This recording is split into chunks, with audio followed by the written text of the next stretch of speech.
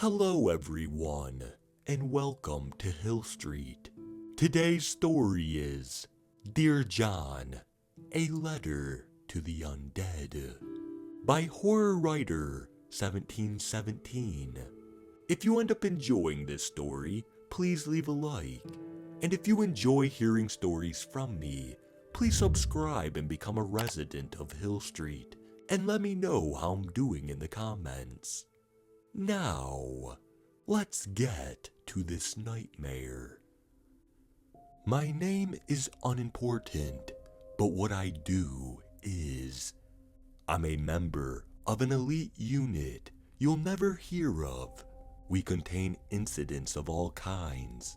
Not only do we deal with the physical issues, but also keep the information from the public. It's better that way. It keeps people from panicking and maintains order. I found a notebook on my last mission. Even though it violates the rules, I owe it to the author to tell his story. I know it'll be written off as a conspiracy theory or some crackpot Reddit post, so there's no real danger, I think. It reads, Here I sit, in this moldy, godforsaken cell, awaiting my unfair death sentence to be carried out. I can't stand my neighbors. They're noisy, and they stink. It's my own fault. If I hadn't been responsible and tried to help, I wouldn't be here right now. Ironically, doing the right thing has doomed me. It all started a long time ago, in a golden age that I like to call last week. Good morning, Miss Watner. You're looking as lovely as ever, I said. For someone who looks so old that even the mummy would turn tail and run from, I thought. Why, Jonathan, aren't you sweet? Thank you, ma'am. Will that be paper or plastic? Paper, of course. We can always grow some more trees, can't we? Yes, ma'am. And maybe one day soon, we'll use some for your coffin. The old crone drifted away, flashing her diamond ring and mink coat. I never understood why she bothered to come to the grocery store when she could have her servants do it for her. And then it hit me. This was her way of staying in touch with the commoners, of proving to herself that she's still human. I can't blame her too much. If I was obscenely rich, I'd want to flaunt it too. Uh-oh, looks like Mr. Bergs is headed towards Jane's register. I better go help. Jane, you have an urgent phone call in the office. I'll cover for you. A wave of relief washed away the panic that had flooded her face. Thank you, she whispered, touching my shoulder and sending warmth through me. Mr. Bergs mumbled, leering at her as she went. Take away the only good part of my day. Good morning, Mr. Bergs. Are you having a party? I asked, as dozens of cans of Sterno rolled down the belt, followed by 10 boxes of matches and 5 cases of bottled water. Never mind what I'm doing, he growled. I struggled to stay upright from the stench of alcohol that wafted from his mouth. Yes, sir. That'll be $157.32. He grumbled something that I couldn't make out as his gnarled fingers reached into his pocket and pulled out 2 brand new $100 bills. I handed back his change and said, You have a nice day now. He shot me a look of scorn mixed with pity that I would expect to see a hunter give to wounded prey. Is all he said as he scuttled out through the door. As I watched him go, with the same look of scorn and pity, a man stumbled in the door. He wasn't remarkable in any way, but something told me to keep an eye on him. He was of average height and size, but he shuffled instead of walked. The look in his eyes was vacant, as if the lights were on, but no one was home. He shuffled past me as Jane returned to her register. She shot me a look of gratitude, with just a hint of affection, but I was too focused to acknowledge it. As if mesmerized, I drifted behind him, trying to remain inconspicuous as he slowly made his way to the pharmacy section. I turned the corner, and there he stood, swaying back and forth, as though driven by a non-existent breeze. I approached him and said, "Can I help you?" As he turned towards me, I could see scratches on his neck and a hint of dried blood under his jacket. He stared at me with those empty eyes. Instinctively, my hand slipped behind my back and grasped the handle of the knife I carried with me for just such an occasion. I set my feet and prepared for him to lunge at me. This is it, I thought. 12 years of working in this menial job have finally paid off. I'm in the right place at the right time to stop the outbreak. I just need to be sure, or I'll spend the next 20 somewhere much worse. I pulled the knife out just an inch when he cleared his throat. "I'm sorry, it's my wife. She isn't feeling well." I slid the knife back into its sheath and said, "I'm sorry to hear that. Is there anything I can help you find?" His vacant eyes drifted back to the shelf. He picked up a bottle of Midol and a pack of tampons. "These should do." He tried to force a smile and shuffled past me towards the checkout. But something was still nagging me about him. I went back to the registers and bagged groceries while he waited in line. When he shuffled through the front door, I mumbled something about needing carts and followed him outside. He had parked at the far edge of the lot, but even partway there, I could see the car he was headed for was rocking back and forth and sounded like someone was pounding from the inside. As I approached, I saw blood smeared all over the window and the face of a large woman pressed against the glass. I was 30 feet away when he reached the car and unlocked the door. "Don't!" I screamed, reaching for my knife, but he already pulled the door handle. She exploded out of the car and launched herself at him. He fell backwards, and she began devouring him like a starving lion on its prey. She clawed at him and ripped out his throat with her teeth, making a geyser of blood. He tried to cry out, but all that came was a bloody gurgle.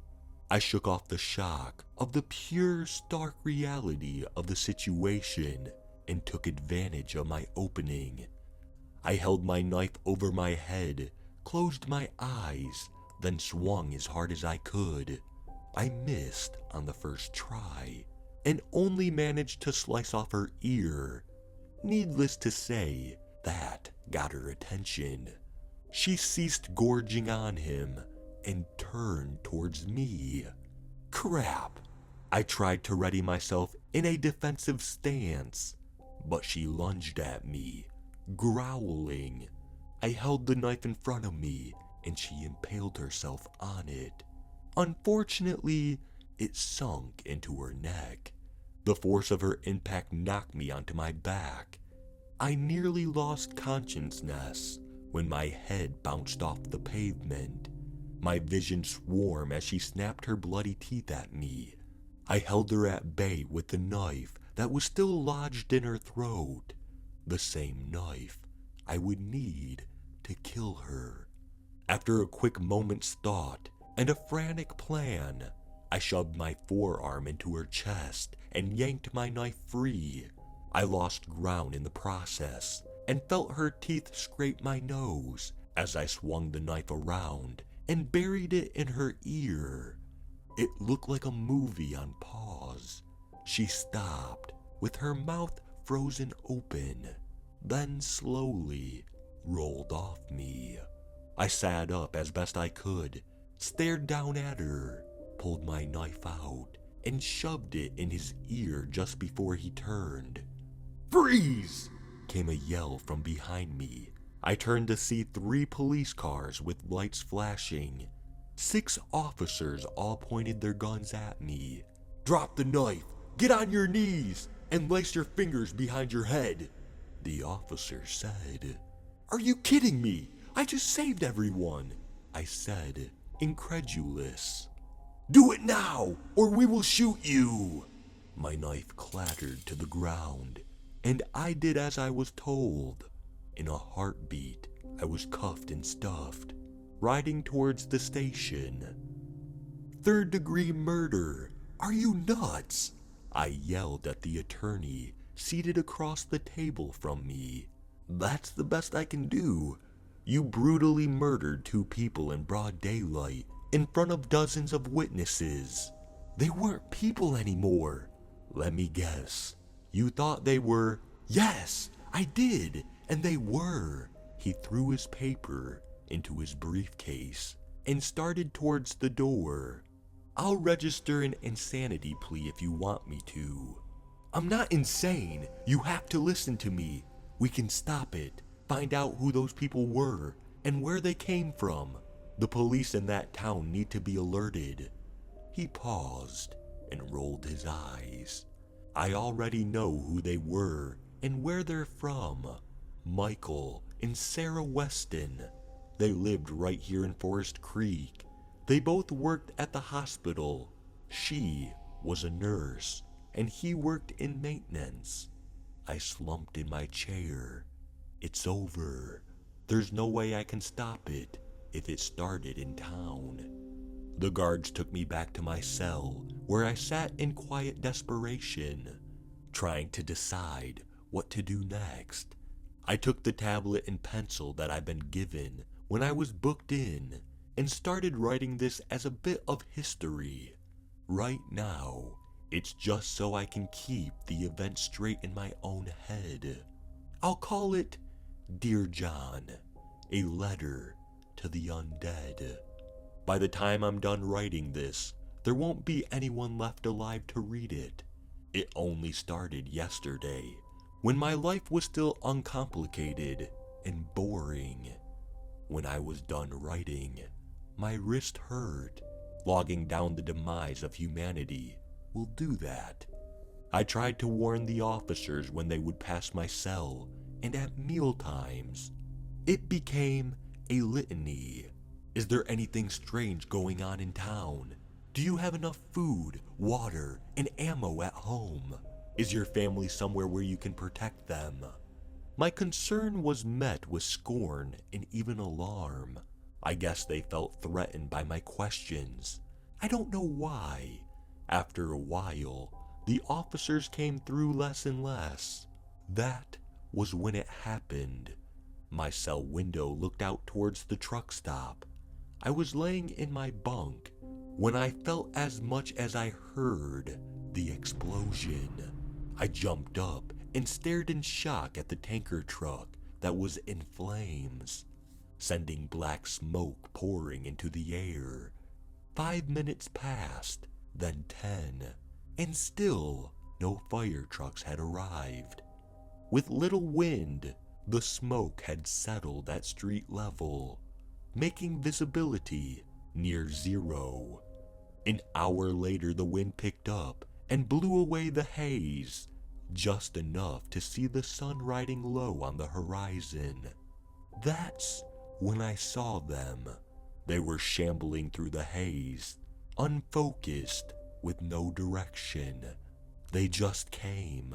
I watched with a helpless detachment, knowing that there was nothing I could do about it. I heard the first gunshots a minute later. They shambled into the cell block, 2 and 3 at a time, It didn't take long for them to smell fresh meat. They surrounded my cell, reaching through the bars like groupies at a rock concert. Thank God there was a wall behind me. I watched in hopeless fascination as the inmate in the cell next to me got too close to the bars and was torn apart. So, here I sit. The putrid scent of death and decay is overwhelming, but no more than the knowledge that I could have stopped this, or at least warned people if I hadn't been arrested. The least I can do is write this letter to whoever might be alive to read it, so that they might know how things began. It might help them in some small way. Day 2. I can honestly say that this is the first time I've ever even entertained the thought of drinking out of a toilet. Thirst is driving me mad though, and the sink is unfortunately located right next to the bars. My guests have not gotten bored and moved on like I thought they would.